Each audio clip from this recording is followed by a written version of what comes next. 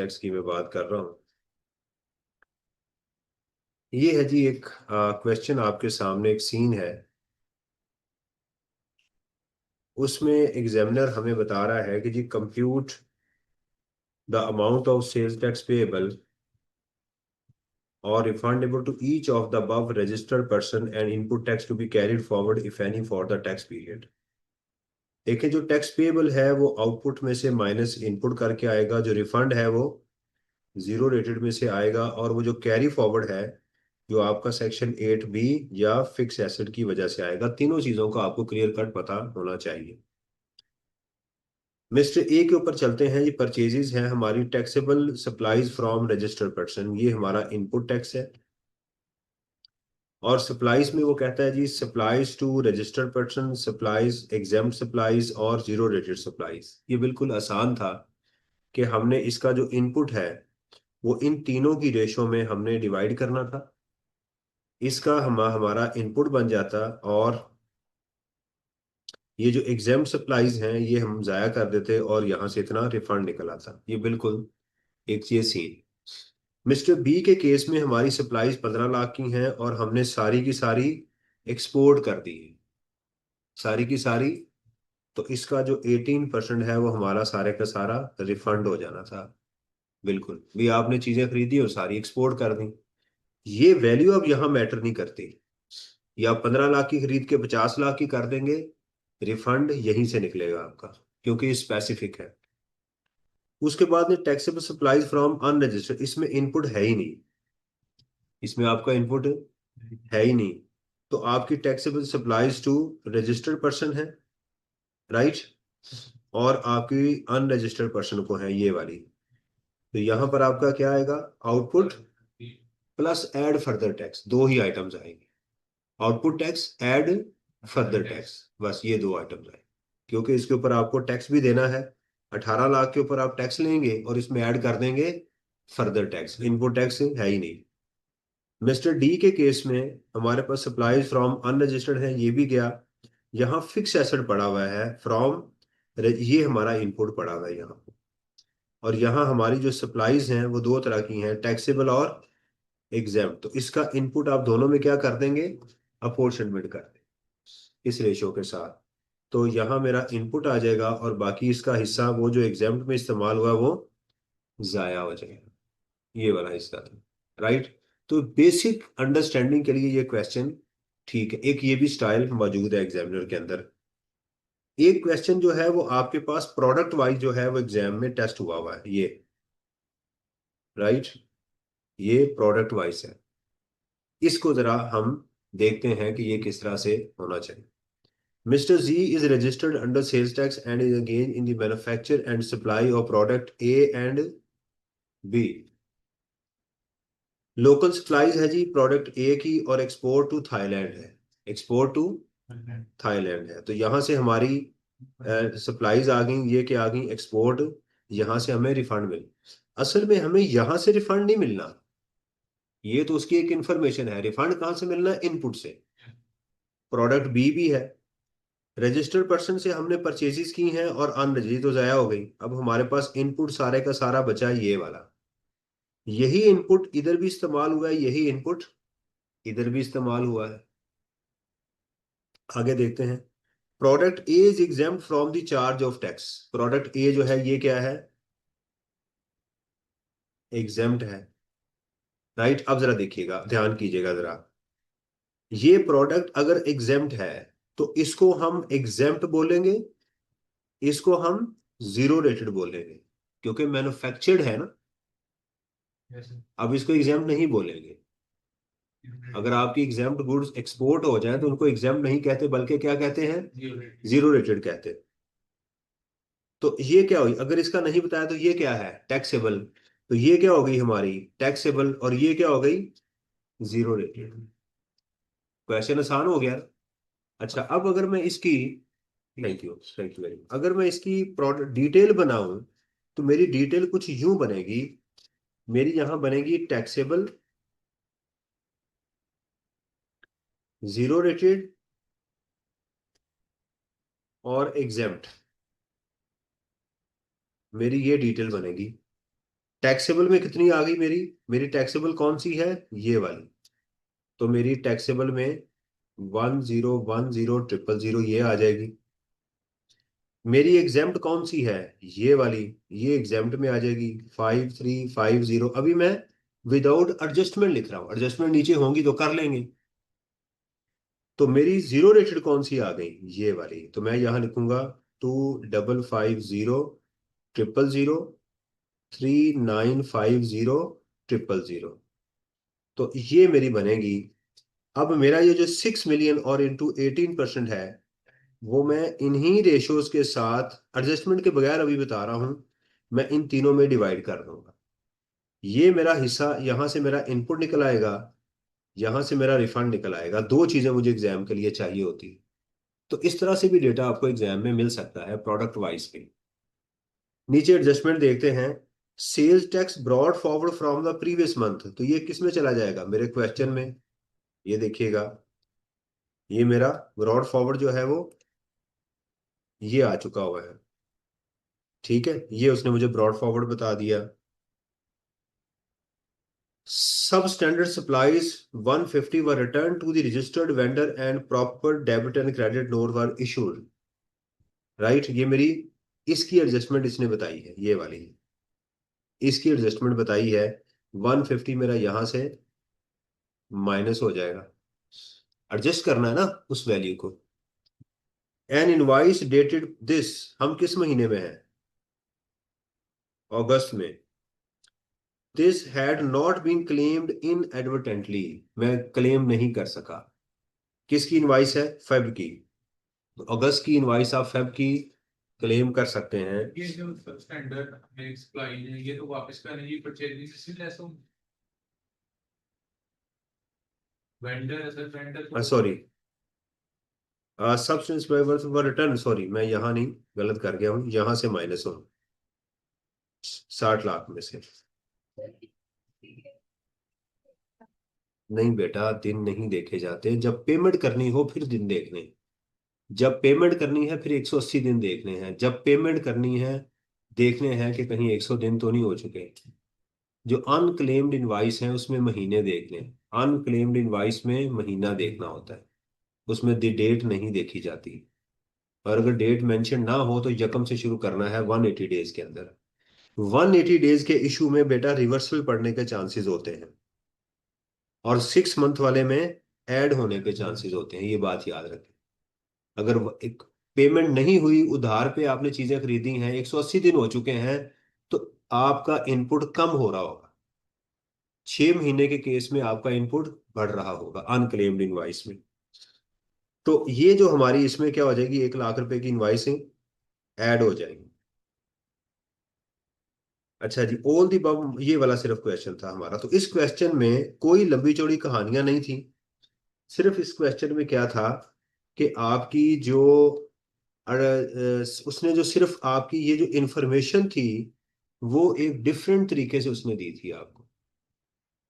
उसने product wise दे दी, normally ऐसे वो नहीं करता।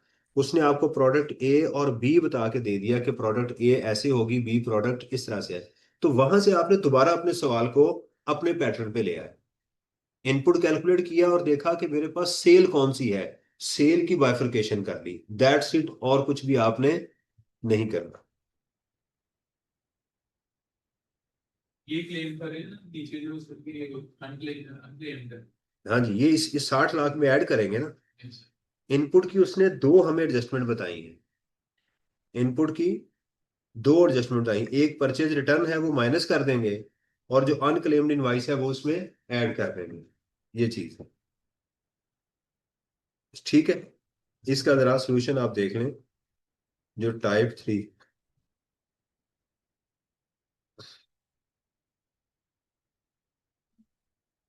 ये मिस्टर ए बी सी और डी वाला ये आ गया। ये आएगा, देखिए देखें, ये वाली आपकी 60 लाख की थी। 60 लाख में आपने ऐड कर दी जो इनवाइस अनक्लेम्ड थी, वही तरीकेकार है ना हमारा, मिस जी, और ये कर दिया इनपुट टैक्स लेस जो आपने परचेज रिटर्न की है वो माइनस की।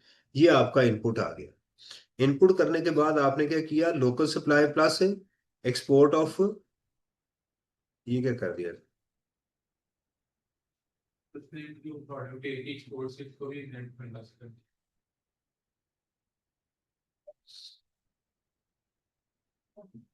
हमारा ये इनपुट टैक्स हो गया, आउटपुट टैक्स हो गया 84। मैंने भी ऐसे किए या मैं किसी और तरीके से कर रहा हूँ? कैसी थोड़ी सी export of product A being exempt. अच्छा, खालिद साहब ने ये किया है कि वो जो उसने प्रोडक्ट ए है ना, वो दोनों को इकट्ठा कर दिया हुआ है कि ऐसे है कि जैसे खरीदी भी एग्जेम्प्ट ही है। लेकिन मेरा ख्याल है कि नहीं, ये मैं इससे इत्तेफाक नहीं करता। इसमें जो एग्जेम्प्ट वाली है वो जीरो रेटेड होनी चाहिए, यहाँ पर आनी चाहिए। खालिद साहब ने वो पूरी ए प्रोडक्ट सारी की सारी ऊपर डाल दी हुई है, एग्जेम्प्ट में डाल दी है, जो मेरा ख्याल है।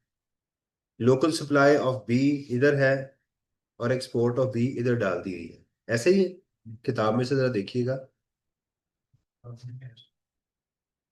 बुक से ही मैंने क्वेश्चन उठाया हुआ है ये ए और बी वाला।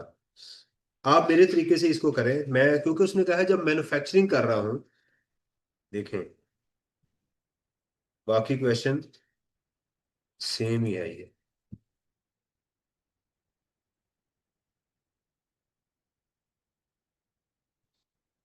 ये देखिएगा खालिद साहब ने जो किया हुआ है ना इसके अंदर,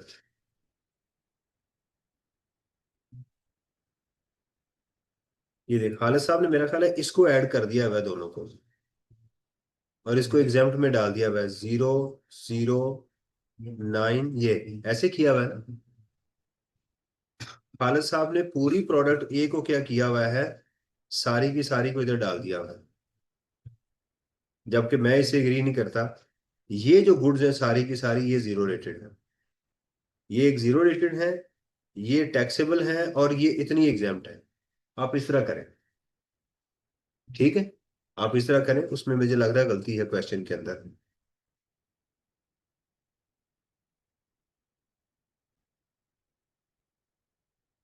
अच्छा जी, आगे है क्वेश्चन नंबर हमारा कि अगर एग्जाम में profit and loss account given हो तो फिर क्या करेंगे आप। अगर क्वेश्चन में profit and loss account given हो, जैसे यहां पर आपको गिवन है मुलाकात एसोसिएट का, सेल है, कॉस्ट ऑफ सेल है, ग्रॉस प्रॉफिट आ गया, admin expenses, financial charges, other charges, other income add हुई है, ये प्रॉफिट बिफोर टैक्स आ गया। मुझे एग्जाम में क्या चाहिए, मुझे सेल्स चाहिए, और कॉस्ट ऑफ सेल में से मुझे परचेज चाहिए, और इनमें से मुझे वो एक्सपेंसेस चाहिए जिनके ऊपर जो गुड्स या सर्विसेज है, जो गुड्स या सर्विसेज है, मुझे वो वाली चाहिए। अदर इनकम का मेरे सेल्स टैक्स के साथ कोई लेना देना नहीं है, अगर मुझे कुछ ना बताया गया तो। नीचे कहते हैं जो सेल है उसमें sales included jet fuel to Pak airway proceeding to Oslo, convents living abroad, supply to a convents living zero living abroad, ये क्या हो गई हमारी, जीरो रेटेड हो गई, फिफ्थ शेड्यूल की आइटम हो गई। Taxable goods to registered person, ये टैक्सेबल है। Taxable goods to unregistered person, ये भी टैक्सेबल है। सप्लाई ऑफ एग्जेम्प्ट गुड्स, ये सिक्स शेड्यूल की हो गई। तो हमारी क्या हो गई यहाँ पे, डाइवर्सिफाइड सेल हो गई। क्या हो गई, ये देखिएगा इसका पूरा आंसर आ रहा है, 220 लाख रुपया जी। तो पहले हमें सेल की डिटेल बता दी गई। अब मुझे क्वेश्चन में से ये क्या इंफॉर्मेशन दे रही है कि मुझे अपने सवाल में वर्किंग वन और वर्किंग टू करना पड़ेगी, क्योंकि सेल मेरी एक से, आप उसी तरह एग्जाम में करेंगे, इसको इन दोनों को ऐड करेंगे, इसकी एडजस्टमेंट डालेंगे, इसकी भी एडजस्टमेंट डालेंगे, तो ये आपकी एक्टिविटी ए होगी, ये बी होगी, और ये सी होगी। फिर उस परसेंटेज के मुताबिक इनपुट को इन सब में डिस्ट्रीब्यूट करेंगे। कहता है जी cost of sale includes opening stock and closing stock. देखें, ओपनिंग स्टॉक उस वक्त लिया जाता है आप नई रजिस्ट्रेशन कर रहे हैं, आप किस में इन्वॉल्व है, पहला महीना है और आपकी अभी नई रजिस्ट्रेशन हुई है। और उस ओपनिंग स्टॉक में जो आपकी लोकल परचेज है वो 30 दिन की, और आपकी इंपोर्ट जो है वो पिछले 90 दिन की वो ली जाएगी, और वो भी वो वाली जो अनवेरिफाइबल थी, जो ओपनिंग स्टॉक में मौजूद थी। तो इसमें हम इसको नहीं लेंगे क्योंकि उसने हमें ये नहीं बताया कि ये पहला महीना है। कहता जी क्लोजिंग स्टॉक इसमें शामिल है 33 लाख रुपए का। ये उस वक्त सेल बन जाता है जब आप अपना कारोबार बंद करते हैं, उस वक्त इसको सप्लाई में ऐड किया जाता है। ये तो रनिंग बिजनेस है, तो ना हमारा इसमें ओपनिंग स्टॉक होगा ना ही इसमें क्लोजिंग स्टॉक होगा। फिर कहता है जी कॉस्ट ऑफ सेल में परचेजेस शामिल हैं। Taxable goods from registered supplier, बिल्कुल ठीक है। Taxable goods from unregistered supplier नहीं लेंगे। Exempt goods from registered suppliers नहीं लेंगे। इंपोर्ट ऑफ रॉ मटेरियल ले लेंगे इसे। यहां वैल्यू एडिशन टैक्स 3% नहीं लेंगे। क्यों? क्योंकि कमर्शियल इंपोर्ट नहीं, पर्सनल मैंने खुद अपने इन हाउस कंजम्पशन हो रही है। तो हमें परचेज की डिटेल मिल गई। Taxable goods purchase from registered supplier, ये जो वैल्यू बता रहा है 650 की, include furniture 45,000 which was acquired for in office marketing manager. तो आप इसमें से 45,000 ये निकाल देंगे क्योंकि ऑफिस फर्नीचर के ऊपर इनपुट नहीं मिलता। इंपोर्ट इंक्लूड, ये जो इंपोर्ट है इसमें इंक्लूड है 125 for the manufacture of shaving cream covered under third schedule. However, en route from port to MA's warehouse in Uthal, a serious damage was caused to the consignment. MA received insurance claim of 90,000 after surrendering the right of disposal of consignment in favor of insurance company। कहता है कि उसमें ये 125,000 की चीज शामिल थी। क्या होनी चाहिए या नहीं होनी चाहिए जी? अब सवाल ये है कि इस इंपोर्ट के अंदर वो शामिल है, आपने टैक्स दिया होगा या नहीं दिया होगा। सवाल ये है। अगर तो रास्ते में जाया होगी, रास्ते में फेंक दिया आपने, तो फिर तो टैक्स नहीं होगा। इसका मतलब ये पाकिस्तान पहुंच गई है, उसके बाद इंश्योरेंस कंपनी उठा के ले गई है। इसका मतलब ये है कि इसमें से हमें कुछ भी माइनस नहीं करना। लेकिन सेल के अंदर हम 90,000 फिर अपनी आउटपुट में डाल देंगे जो कि नहीं पड़ा होगा। इनपुट क्लेम कर सकते हैं, क्योंकि अगर ये डैमेज हो जाती और हमें कुछ भी ना मिलता तो फिर हम अपनी इंपोर्ट में से इसको माइनस कर देते, क्योंकि गुड्स अगर डिस्ट्रॉय हो जाए तो उसके ऊपर हमें इनपुट नहीं मिलता, तो फिर हम यहां से इसको माइनस करते। अब इसको माइनस नहीं करेंगे, ये अमाउंट पड़ी हुई है और ठीक पड़ी हुई है, इसको ऐसे ही रहने दें इसको। लेकिन 90,000 के ऊपर आप क्या करें, उसकी जो आप अपनी सेल कैलकुलेट करेंगे, ये जो है ये वाली, इसके अंदर 90,000 को आप ऐड कर दीजिए। सही है। M A purchase 150 bags of cement under third schedule for the construction of Bangalore for managing partner. Cement was purchased at the wholesale price of this per bag. However, the retail price is this. Right? पहली बात यह है कि ये कहीं शामिल है, मेरे ऊपर कहीं परचेज में शामिल है नहीं है, इंडिपेंडेंट इंफॉर्मेशन है ना। क्या मुझे इसका इनपुट मिल सकता है? The answer is no. क्योंकि बिल्डिंग के अंदर जो आपका रॉ मटेरियल इस्तेमाल होता है, चीजें इस्तेमाल, उसका आपको इनपुट नहीं मिलता। तो अब रिटेल गुड्स की आइटम तो है, लेकिन ये मेरा इनपुट ही नहीं है, तो लिहाजा ये मैं इस अपनी लाइन को एग्जाम में इग्नोर करूं। ना इनपुट होगा ना आउटपुट होगा, कुछ भी नहीं होगा, मैं इसका कंज्यूमर बच चुका हूं। Advance of 268 was made to Nomi corporation for the purchase of packing material, ये आपका इनपुट बन जाएगा। ऊपर जो आपकी परचेज है उसमें शामिल कर दें, क्योंकि एडवांस आपकी परचेज कहलाता है। सेल आपकी, एडवांस लिया हो तो सेल होती है, एडवांस दिया हो तो परचेज होती है। Taxable goods to unregistered customers कितनी है ऊपर पड़ी हुई?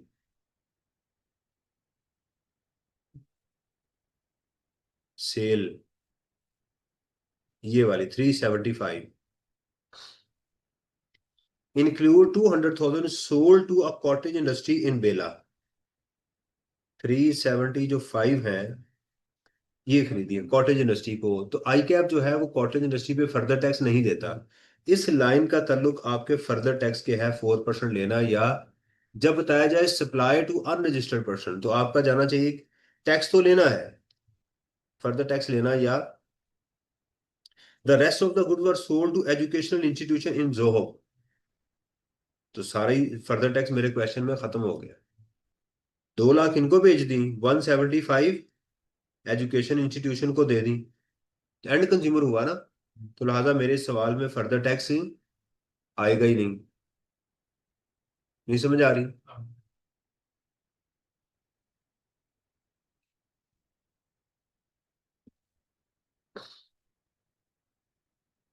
On 15th of Feb MA signed an agreement with Bali traders। मैं किस महीने की कैलकुलेशन कर रहा हूं?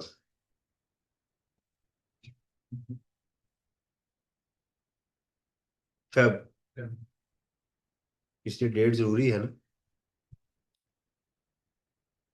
A registered customer for the sale of goods this, registered customer है मेरा। On 20th the goods were made available to BT, however BT took the delivery of goods on, goods made available थी लेकिन लेके वो अगले महीने गया। तो डिलीवरी की डेफिनेशन क्या है? एडवांस मेड, गुड्स डिलीवर्ड और made available which ever is earlier. तो लिहाजा ये हमारी आउटपुट का हिस्सा होना चाहिए, हम अपनी आउटपुट में इसको ऐड कर देंगे।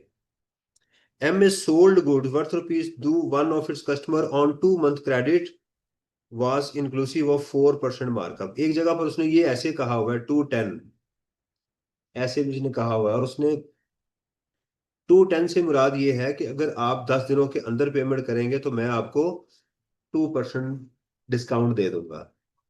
जी, ये कैश डिस्काउंट है जो कि अलाउ नहीं है। तो कहता है जी इसके अंदर तो मार्कअप शामिल है 4%, तो ये कितने परसेंट हुआ? 104%। तो आप क्या करेंगे इसको? 0.104 पे डिवाइड करें, कितना आएगा जी? अब ये 50,000 क्या ऊपर शामिल था या नहीं था, ये आपको ज्यूम करना पड़ेगा, यहां जम्पशन लेनी पड़ेगी। वो कह रहा है जी उसने कस्टमर को सेल की है 2 month क्रेडिट के ऊपर, ये लग रहा है कि जैसे ऊपर शामिल है, मैं होऊंगा तो मैं क्या करूंगा, इसका 2,000 रुपया ऊपर सेल में से माइनस कर दूंगा मार्कअप के तौर के ऊपर, और नीचे लिख दूंगा it is assume that this amount is included in supply to registered person. ये यहां जम्पशन लेनी बनती है क्योंकि बताया नहीं जा रहा। Okay. MA distributed free sample of one of its new detergent Zeta among corporate clients. The value of these sample amounting rupees this। ये उसने फ्री सैम्पलिंग की है, यहां पर मुझे लग रहा है कि ऊपर शामिल नहीं है, तो अब इसको मुझे क्या करना चाहिए? अपने आउटपुट में ऐड करना चाहिए। MA issued a debit note to Hali brother to rectify mistake in MA's sale। Sale के रिगार्डिंग डेबिट नोट इशू किया जाता है या क्रेडिट नोट? सेल्स रिटर्न हो तो डेबिट नोट हो शायद क्रेडिट नोट, क्रेडिट नोट होता है। उसने क्या इशू कर दिया है? Debit note. सेल बढ़ाई है, कम नहीं हुई। क्या की है? सेल को बढ़ाया है, तो लिहाजा ये भी आप क्या करेंगे? अपने आउटपुट में डाल देंगे। राइट, आउटपुट को the sale was originally raised in November X5। जब आउटपुट बढ़ रहा हो तो फिर 180 डेज की लिमिट नहीं होती। आउटपुट बढ़ रहा है ना? yes, अगर ये इनपुट कम होता तो फिर मैं फौरन अलर्ट होता कि कहीं इसको 180 दिन तो नहीं हो चुके हुए। तो फिर मैंने कहां से दिन गिनने थे? नवंबर के पूरे, नवंबर, दिसंबर, जनवरी और फरवरी, पूरा महीना गिनता। इस महीने के एंड तक मैं कैलकुलेशन बेटा कर रहा हूं ना। तो पहले तो हम कहते थे कि उस फ्री मेमोरी से लेते बेटा आप देखें ना, मिक्स कर रहे हैं आप 6 महीने को, 180 दिन को बार बार मिक्स करी जा रहे हैं। जब 180 दिन का बेटा आता है ना, डेबिट क्रेडिट नोट 180 दिन के अंदर इशू होने चाहिए, वहां दिन लेंगे। जब 180 दिन गिनेंगे तो उसमें दिन शामिल करेंगे, महीने को माइनस नहीं करना। बार बार ये गलती नहीं करनी। जब इनवाइस, भाई मैं इनवाइस भूल गया हूं, मैंने इस महीने कैलकुलेट करनी या नहीं करनी, उसके लिए 6 महीने देखेंगे, उसके लिए दिन कैलकुलेट नहीं करेंगे। ओके। Yes, sir. तो ये वाली वैल्यू मेरे आउटपुट में शामिल होनी, ये सेल्स रिटर्न नहीं है बल्कि सेल बढ़ रही है। On 1st Feb MA sold 4,000 packs of new caramel ice cream covered under third schedule at a discounted price of 100 per liter. The retail price of ice cream was 160 per liter. यहां फिर मुझे assumption लेनी पड़ेगी कि ऊपर cell में शामिल है। अगर मैं सेल में शामिल है तो मैंने क्या किया है, मैं 60 का जो है इंटू 4,000 मैं अपनी सेल में इसको ऐड कर रहा हूं। आउटपुट में जो डिफरेंस है वो ऐड करना, आसान तरीका ये है। Sales tax credit brought forward, ये मेरे डायरेक्ट क्वेश्चन में जाता है। This amount was inclusive of input tax of 120 paid on a chemical which could not be used before the expiry date and was destroyed. इसका मतलब ये है कि मुझे 245 में से, ये मेरा ब्रॉड फॉरवर्ड था, लेकिन इसमें से इतनी की चीजें मेरी जाया हो चुकी हुई है, तो मुझे लिहाजा ये मुझे इसमें से निकाल देना चाहिए। ये मेरा ब्रॉड फॉरवर्ड में आएगा। ये था इसका। तो समझ आई? तो समझा? कहाँ पे?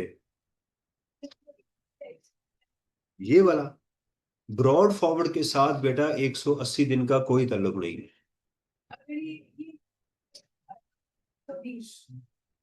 कहाँ बताया हुआ? ये वाला जी। अगर ये इनपुट टैक्स ना होता और ये यहाँ, हाँ इनका क्या सवाल है कि अगर ये इनपुट टैक्स की बजाय अमाउंट होती, मिसाल के तौर के ऊपर ये 8 लाख रुपया होती, तो मैं फिर उसका 18% लेके यहां से माइनस करता, क्योंकि इनपुट में से इनपुट ही माइनस होना है ना। इन्होंने बड़ा अच्छा सवाल किया कि यहाँ पर इनपुट टैक्स की बजाय यहाँ वो अमाउंट इतने का केमिकल्स आया हो गया, तो फिर आपने उसका टैक्स लेके यहां से माइनस करना था। ये वाला पिछले महीने से आपका ब्रॉड फॉरवर्ड जो है टैक्स आ रहा था जिसपे 90% की रिस्ट्रिक्शन लगी हुई थी, 245,000। कोई आपने केमिकल खरीदा था, वो इस महीने जाके केमिकल जाया हो गया, उसका इनपुट 1,20,000 बनता है, तो इसमें शामिल है। अगर आप इसको इस महीने में पूरे के पूरे को क्लेम कर लेंगे तो आप वो मटेरियल जो आप जाया कर चुके हैं उसका भी इनपुट क्लेम कर रहे हैं, उसका भी इनपुट क्लेम। तो ये इसमें से इसलिए हमने माइनस किया कि भाई जो चीज डिस्ट्रॉय हो गई है उसका हम क्लेम नहीं कर सकते। जो चीज जाया हो जाए, अगर इसी महीने ली थी इसी महीने जाया हो गई, तो इस महीने आप उसका इनपुट क्लेम नहीं करेंगे। जो पिछले महीनों में खरीदी थी उसका इनपुट ले चुके हुए हैं, वो आज जाया हो गई है, राइट, तो उसका इनपुट माइनस कर दें, राइट। अब चूंकि ब्रॉड फॉरवर्ड होके आ रहा था उसमें शामिल था तो मैंने वहां से माइनस कर दिया। अगर मेरे क्वेश्चन में आप कहते हैं सर ये वाला अगर ना ब्रॉड फॉरवर्ड होता तो फिर क्या होता, अगर ये मेरा ब्रॉड फॉरवर्ड, तो फिर आप अपने इनपुट में से माइनस कर देते इसके। ठीक है। उसके ऊपर ये लिखा हुआ है input tax from goods subsequently destroyed, ठीक है, यार बड़ी वो बोर्ड पे मैंने आपको कहा है कि खालिद साहब की एक कैनोटेशन डिफरेंट है। मैं आपको जो भी प्रैक्टिस करवा रहा हूँ मैं आई कैप की किताब के मुताबिक करवा रहा हूँ, सही है, आपने इसको माइनस करना है। सर ठीक है, माइनस कर देंगे लेकिन इसको इनपुट के अंदर ऐड ही करेंगे। भाई माइनस करने के बाद क्या आंसर आएगा? जब आप अपना ये क्वेश्चन लिखेंगे ना, ये वाला जब ब्रॉड फॉरवर्ड लिखेंगे तो यहां लिखेंगे 245,000 माइनस 120, कितना आंसर आता है? हाँ जी, 125 वो आप यहां लिखेंगे। देखिए दोबारा बता दूं, अगर आपकी गुड्स डिस्ट्रॉय हो जाएं,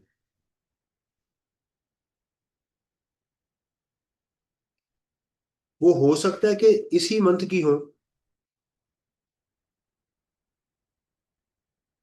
हो सकता है कि वो प्रीवियस मंथ की हो,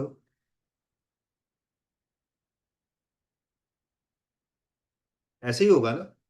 जो कुछ चीजें आपकी इस महीने जाया हुई हैं अगर तो वो इसी मंथ की हैं तो आप उसका इनपुट ना लें, नो इनपुट ना लें। अगर वो प्रीवियस मंथ की हैं तो इसकी दो सिचुएशन हो सकती हैं कि आप या तो इनपुट क्लेम कर चुके हुए हैं या इनपुट क्लेम नहीं किया, नॉट क्लेम्ड।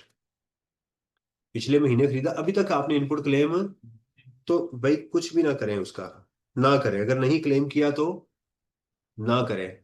अगर आप क्लेम कर चुके हुए हैं तो फिर उसकी दो सिचुएशन हो सकती है। एक तो यह है कि उसका ब्रॉड फॉरवर्ड में अभी तक उसका इम्पैक्ट आ रहा है, तो आप ब्रॉड फॉरवर्ड में से ही उसको माइनस कर दें। और दूसरा ये कि आपके पास ब्रॉड फॉरवर्ड नहीं है, नो ब्रॉड फॉरवर्ड, तो फिर आप अपने जो इस महीने का इनपुट है उसमें से उसको माइनस कर दें, उसके इनपुट को। यही होगा। मीन एनी केस आप अगर उसको, सादा चीज ये है कि अगर अभी नहीं क्लेम किया तो ना करें। वो बेशक इस महीने का है या पिछले महीने का है, आप क्लेम ना करें। और अगर क्लेम कर चुके हुए हैं तो इस महीने माइनस कर दें। अगर ब्रॉड फॉरवर्ड में पड़ा हुआ है वहां से माइनस कर दें, और अगर कुछ नहीं है तो इनपुट में से माइनस कर दें। सही है? ये मैंने चीज आपको बताई है।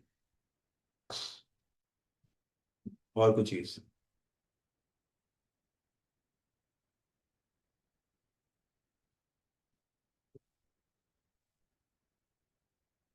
मुझे जो है वो इस पे लेने का कि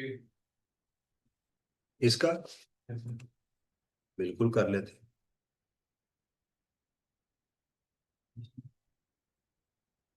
यही है मुलाकात वाला। अच्छा, ये सोल्यूशन मैंने किताब से उठाया हुआ है, इसलिए गलती हो सकती है। Taxable goods from registered persons, वो कितना था? 650, 45,000 रुपया। ये कौन सा माइनस किया था हमने? एक अभी मैंने बताया था ना कि हम निकाल दें उसमें से।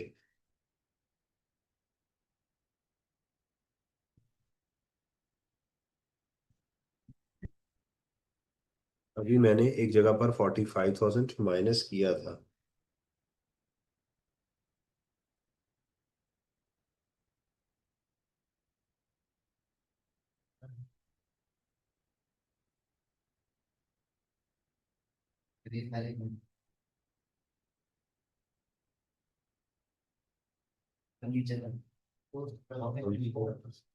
हाँ जी।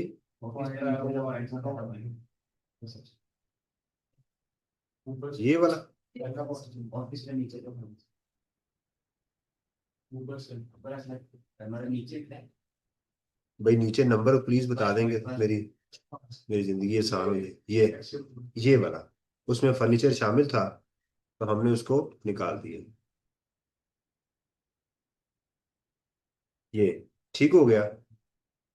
इनपुट ऑफ रॉ मटेरियल, इसमें वो 1,25,000 पड़ा हुआ था, हमने रहने दिया, बिल्कुल ठीक हो गया। और एडवांस जो हमने दिया वो भी हमने ऐड कर दिया, टोटल हमारे पास इनपुट हो गया। अच्छा जी, उसके बाद हमने value taxable supplies to registered person आ गई, taxable supplies to unregistered person. Insurance claim भी हमने ऐड कर दिया। सप्लाईज टू बाली ट्रेडर्स हमने वो भी ऐड कर दिया। ठीक है।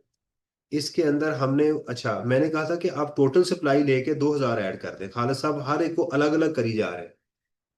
दोनों तरीके ठीक हैं, आप ऊपर टोटल लें, जो उसमें चीज ऐड होनी है वो ऐड करते जाएं, जो माइनस होनी है मैं इससे ज्यादा कंफर्टेबल होता हूँ। खालिद साहब हर चीज को अलग अलग करके जा रहे हैं। मेरा तरीका यही होता है कि मैं जो अगर इंफॉर्मेशन है वो डाले, जो ऐड होनी है वो ऐड करते जाए, जो माइनस होनी है वो माइनस करते जाए। अच्छा जी, उसके बाद है जी सप्लाई। यहाँ पर आप 2,000, यहाँ खालिद साहब ने 50,000 ऐड किया है, आप ऑब्वियसली टोटल में 2,000 रुपया ऐड करेंगे। सैंपल्स हमने ऐड कर दिए। अच्छा, ये खालिद साहब ने जम्पशन मेरा ख्याल है यहाँ ये ली हुई है कि ये अमाउंट ऊपर एडेड है ही नहीं। ऊपर अमाउंट एडेड, मैंने जम्पशन क्या ली थी कि ऐड है तो मैं 2,000 रुपये ऐड करूंगा, तो साथ आप लिखते हैं एग्जाम में। इन डेबिट नोट से इंक्रीज हमारी सेल हो गई, आइसक्रीम की सेल भी यहाँ पर हमने ऐड कर दी। तो हम अगर अजम्पशन लेंगे ये एडेड है, तो फिर हम 60,000 को 4,000 से मल्टीप्लाई करके डिफरेंस ऐड कर देंगे दोबारा अजम्पशन के साथ, कि वो कह रहा है ऊपर शामिल है तो 60 कर दें, या कुछ भी नहीं बता रहा तो आप अपनी अजम्पशन लें। जीरो रेटेड सप्लाईज हमारी ओजलो को है, टोटल हो गई। तो ये इनपुट को हमने क्या किया, इस रेशो से इसको इस पे डिवाइड करके इससे मल्टीप्लाई किया, तो ये मेरा इनपुट बन गया और ये मेरा रिफंड आ गया।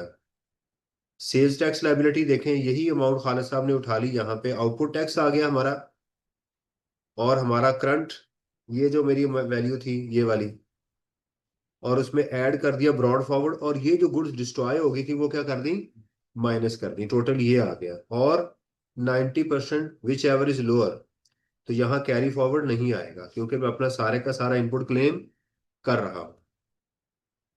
फर्दर टैक्स जो है, मेरे ख्याल में फर्दर टैक्स नहीं आना चाहिए। आई कैप नहीं ले रहा, खालिद साहब ले रहे हैं। आप यहाँ फर्दर टैक्स नील करके यही अमाउंट यहाँ लिख दीजिएगा, 93,912। सेल्स टैक्स रिफंडेबल, ये आप डायरेक्ट यहाँ रेफरेंस जरूर दीजिएगा, वर्किंग वन वर्किंग टू, जहां से अमाउंट आप उठा रहे हैं ना, ये लाजमी एग्जाम में रेफरेंस दीजिएगा। ये देखें ना, खालिद साहब ने नीचे अजम्पशन दी हुई है, तो आप अजम्पशन बेशक नीचे कर दें या इसके साथ ही लिख दें, जहां आप काम कर रहे हैं वहां ज्यूम करके लिखते जाएंगे जी मैं इसकी ये। हाँ जी। नहीं, पेपर आपको शीट देते नहीं एक्स्ट्रा, आप लाइनें ऐड यूज करते जाए लाइनें। नहीं बेटा, आप यहाँ लिख रहे हैं ना ये वाली लाइन, तो इसके नीचे ही यहाँ लाइन में लिख दें, it is assume that it is not included over here, add कर दें, 50,000 को ऐड कर दें। अगर आप अज्यूम करेंगे उसमें शामिल है तो 2,000 को ऐड कर दें। यहाँ आपने लाइन ही यूज करनी है ना, एग्जामिनर तो नहीं आपको आके पूछेगा ये लाइन क्यों यूज किया आपने, इतना पेपर जाया करी जा रहे हो, उठो यहाँ से निकल जाओ। कोई बात नहीं, आप उसके अंदर लिख लें या नीचे assumption जो है, एग्जामिनर को समझ आ जाएगी कि भी मैंने गलती की है, स्टूडेंट ठीक कर रहा है उसे, मुझे बताना चाहिए था इस चीज को। जी। तो सेल्स टैक्स में क्या समझ आई आपको, मुझे ये बताएं। सेल्स टैक्स के न्यूमेरिकल के अंदर आपको समझ आई है कि जो मेरा, जिन लोगों से जो मैं टैक्स लेता हूं वो एक ही सूरत है, जो मैं टैक्स लेता हूँ वो टैक्सेबल गुड्स है, ना जीरो रेटेड में लेता हूँ ना एग्जाम्प्ट में लेता हूँ। मैं लोगों से टैक्स सिर्फ टैक्सेबल गुड्स की सूरत में ले सकता हूं, और किसी सूरत में मैं लोगों से टैक्स नहीं ले सकता। तो फिर मुझे एग्जाम में जो वैल्यूज क्यों दी जाती हैं टैक्सेबल की, जीरो रेटेड और एग्जाम्प्ट की, क्योंकि मेरा जो सेल्स टैक्स जो मैंने दिया हुआ है वो रॉ मटेरियल या प्लांट और मशीनरी के ऊपर, उसका मेरे तीन हिस्से होंगे। दोबारा कंक्लूड कर रहा हूं, या वो ऐड हो, या मैं उसका रिफंड उसमें आउटपुट में से माइनस करूंगा, या मैं रिफंड क्लेम करूंगा, या वो जाया होगा। वो बेशक रॉ मटेरियल हो, बेशक ऑपरेटिंग एक्सपेंसेस हो, बेशक फिक्स एसेट हो। कुछ फिक्स एसेट ऐसे हैं जिसका आपको इनपुट मिलना ही नहीं है, बेशक आप जीरो रेटेड में इस्तेमाल करें, एग्जाम्प्ट में करें या टैक्सेबल में करें।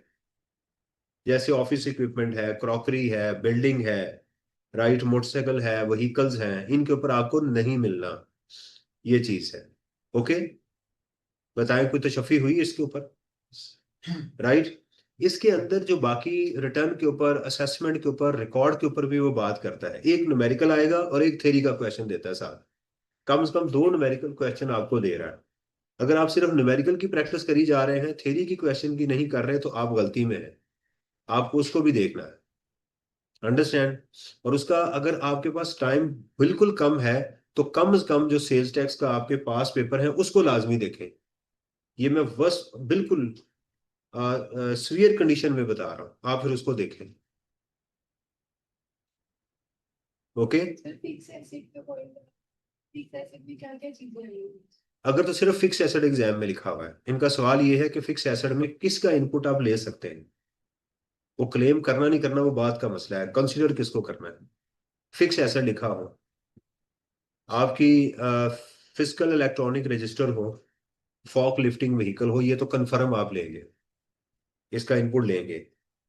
लेने के बाद अगर वो टैक्सेबल में है तो इनपुट बन जाएगा, जीरो रेटेड में इस्तेमाल हुए ये एसेट तो ये आपका रिफंड हो जाएगा, और एग्जाम्प्ट में यूज हुए तो जाया हो जाएगा। किन का नहीं लेना, ऑफिस फर्नीचर का, ऑफिस इक्विपमेंट्स का, राइट, वो एसेट जो आप डायरेक्टली जिनके कंज्यूमर बने हुए हैं उनका नहीं आप ले सकते, ठीक है, बाकियों का आप ले सकते हैं। व्हीकल को तो नहीं बेटा, इग्नोर करना ना, मशीनरी या फिक्स एसेट लिखा हो। सेल करें उसकी सप्लाई में काम आएगी। बेटा व्हीकल नहीं लेनी, व्हीकल वो सिर्फ फॉक लिफ्टिंग व्हीकल लेनी है, व्हीकल नहीं लेनी, मोटरसाइकिल नहीं लेनी, फर्नीचर नहीं लेना, ऑफिस इक्विपमेंट नहीं लेने, क्रॉकरी नहीं लेनी, चाय का सामान नहीं लेना, डांगरी नहीं लेनी, ये चीजें नहीं लेनी। और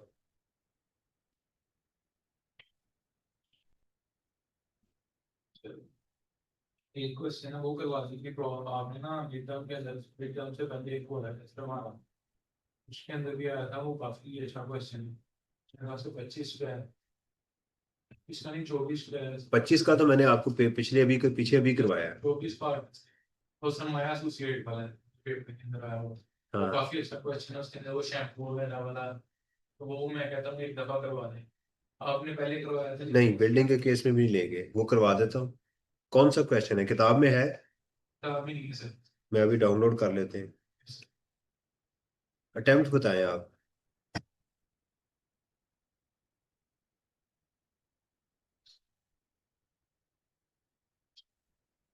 सर जो सेल्स टैक्स स्पेसिफिकली मेडिकल आते हैं उसमें जितने भी पॉइंट्स होते हैं ये बहुत कम चांसेस है कि उस पॉइंट के एडजस्टमेंट कहीं पे भी ना हो, मतलब ऐड या लेस करना होता है हर पॉइंट पे।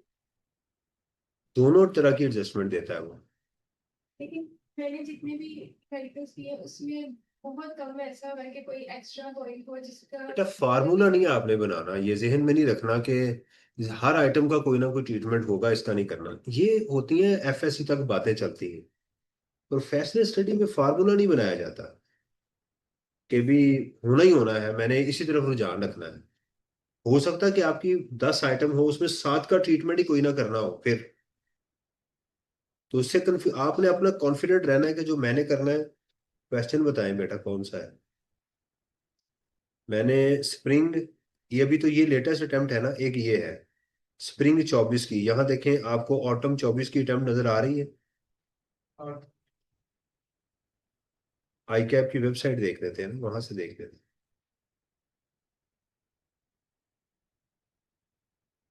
वो आया हुआ शैम्पू वाला ना, मुझे पता है, वो आया पिछले साल ही है। सर ये कॉस्टिंग का है, हाँ जी। कॉस्टिंग का। कॉस्ट का क्यों निकाल लिया भाई? ये बस यही रह गए, बाकी किधर गए? हाँ, उड़ा दिए? क्या हुआ इनको? ये लाल बख्श वाला है ना, हाँ सर, सरमाया सुशी भी वाला। सरमाया।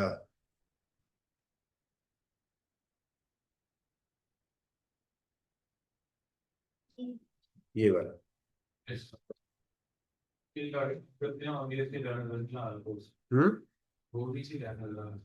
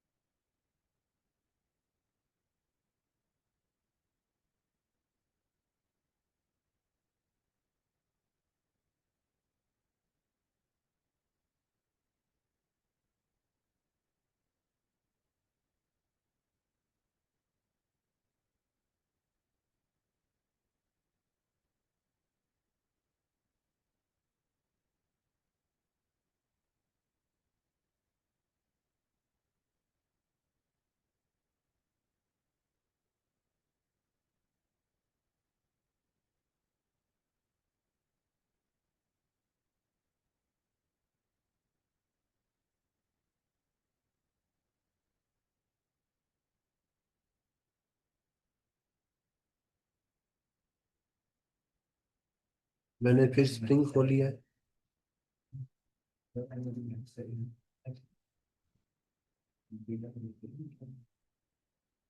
ये ऑटम 24 किधर चला गया है? फिर गायब हो गया ये। भाई देखना किधर गया यार, ढूंढो इसे। नीचे ये ये लाइटें बंद कर देनी पीछे में इतना नजर नहीं आ रहा सर ये गार्डन सेंटर इस आगे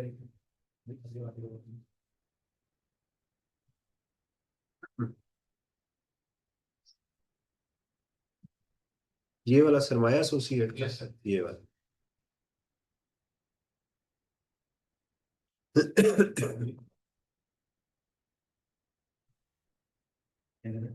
अच्छा जी, ये हमारे पास क्वेश्चन है सितंबर, ठहर जाइए जरा,